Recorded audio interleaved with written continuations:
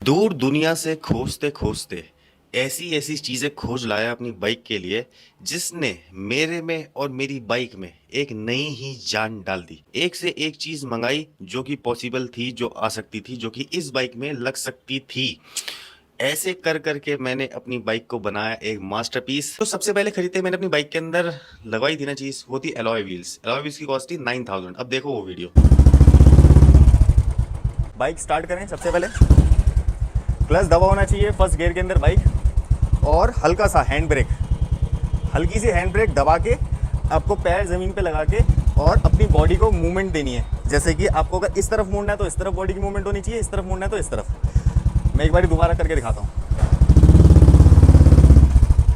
ये movement body की होनी चाहिए, तो आपकी जो बाइक है वो इस एंगल से इस एंगल में अपने आप आ जाएगी। उसी के साथ मैंने लगा लिया था एक कोबरा एग्जॉस्ट, और कोबरा एग्जॉस्ट का तो उस वक्त साउंड था, मजा आ रहा था। उसकी कॉस्ट थी 1500। शॉर्ट बॉटल लॉन्ग बॉटल ये मत यूज करो यार, ये वाले साइलेंसर यूज करो ना। ये देखो, अगर आप ये वाले साइलेंसर भी यूज करोगे, इनका साउंड बहुत है।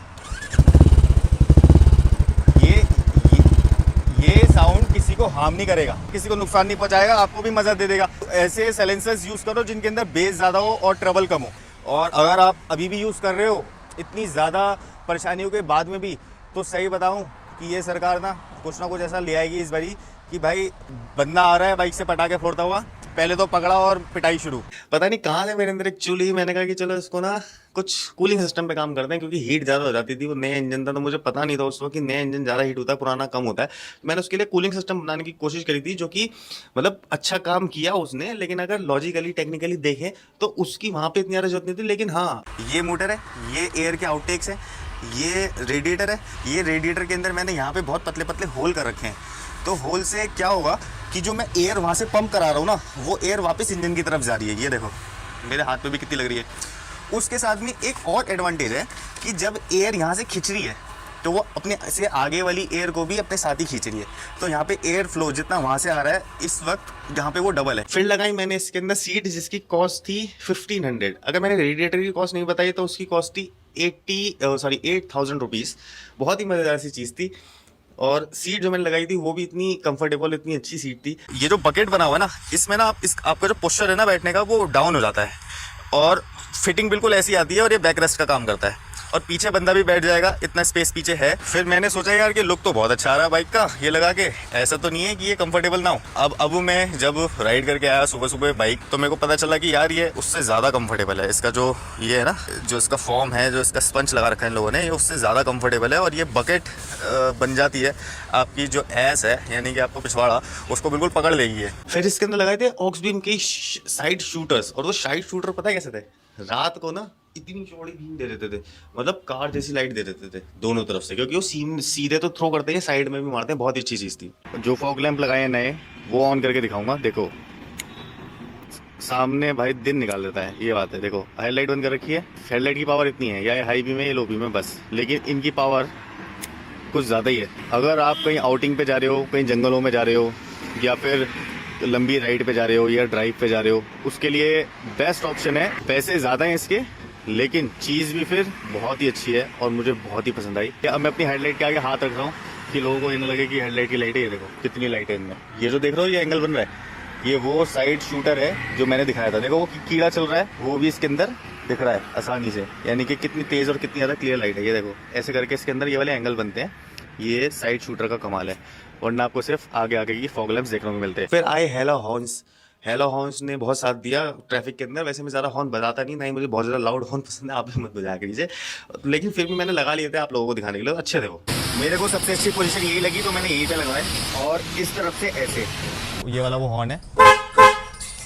फिर आया था most famous thing, pilot switch 3-in-1 जो स्विच था। 1500 रुपये का मंगाया था मैंने उस वक्त, जब कोई जानता भी नहीं था। ठीक है, ये भी इम्पोर्टेड था। ये है मेरा बाइक का कंसोल। मैं कर रहा हूँ इस वक्त अपना इग्निशन ऑन, तो ये देखना, ये देखो कुछ ऐसा सा आपको 3 यहाँ पे ये स्विचेस मिलते हैं, कलरफुल लाइट जल रही है और अच्छा भी लगता है। अब आप इसको किसी भी तरीके से यूज़ कर सकते हो। ये दोनों सिंगल एक्शन है, और ये फ्री एक्शन वाला स्विच है जैसे हॉर्न में होता है ना।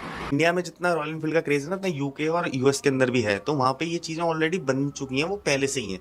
तो आप एक पीस मंगा लो, पसंद आए तो फिर उसको अपने दिखा दो लोगों को, वो उसकी कॉपी बना देते हैं। लीवर कुछ काम ऐसे करता है जो एडजस्टेबल लीवर होते हैं। एडजस्टेबल लीवर में क्या फर्क होता है, जैसे मान लो कि आप कीचड़ वाले एरिया में जा रहे हो या ऐसे एरिया के अंदर जा रहे हो कि हाँ जी आप एक बारी अगर हैंड ब्रेक दबाओगे तो आपकी बाइक स्लिप हो सकती है, तो आप क्या करो, इसको थोड़ा सा कम कर लो। आप अगर हैंड ब्रेक ज्यादा तेज भी दबाते हो, आपको आदत है ना, तो आप उसको कम जब दबाओगे तो वो कम ही लगेगी।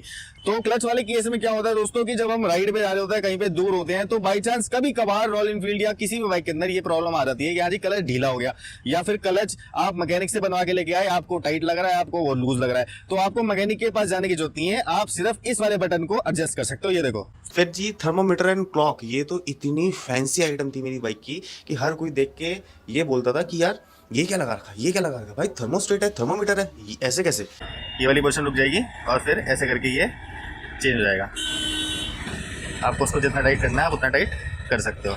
तो जी फिर क्या होता है कि मेरे को एक चीज़ नई दिखाई में देती है जो कि इतनी ज़्यादा यूजफुल थी, जिसकी कॉस्ट थी 2000, जिसको बोलते हैं वाइब्रेशन रिडक्शन रॉड। सोचा कि यार ये तो काफ़ी कमाल की चीज़ है, क्योंकि ये वाइब्रेशन रिडक्शन रॉड एक तो हैंडल की वाइब्रेशन ये कम कर देगी, दूसरी चीज़ इसके अंदर मोबाइल भी लगा सकते हैं, तीसरी चीज़ इसके अंदर कोई और गैजेट लगा सकते हैं, जीपीएस लगा सकते हैं, कुछ भी लगा सकते हैं उसके अंदर।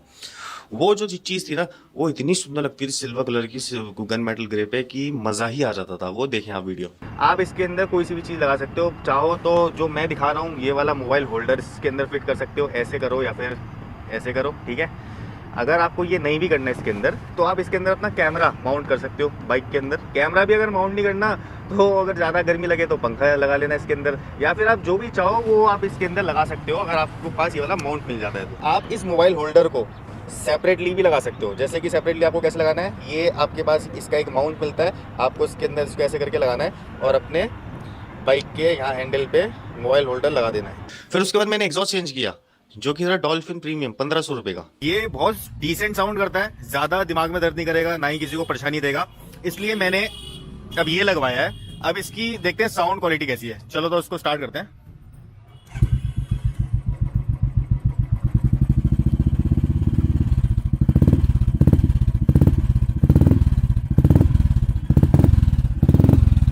फिर लगवाई LED tail light and indicators, जो कि 1500 रुपए के थे। बहुत ही खूबसूरत लग रहा है यहाँ से।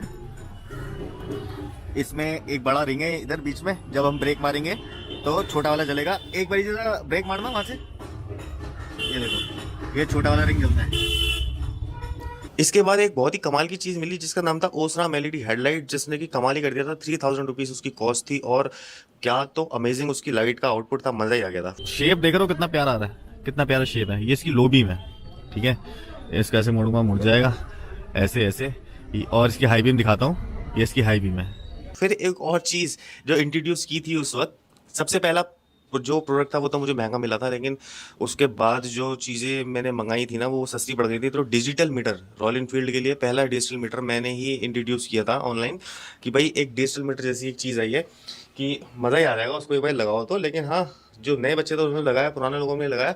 थोड़े दिन बाद देखो ये चीज़ ऐसी होती है, शौक की होती है, आप लगाओ हटाओ लगाओ हटाओ, यही होता है इन सब चीज़ों में। करते हैं ऑन, और ये थोड़ी सी खूबसूरती बढ़ गई है बाइक की देखने में, और बहुत ही खूबसूरत सा लग रहा है इस वक्त तो मुझे।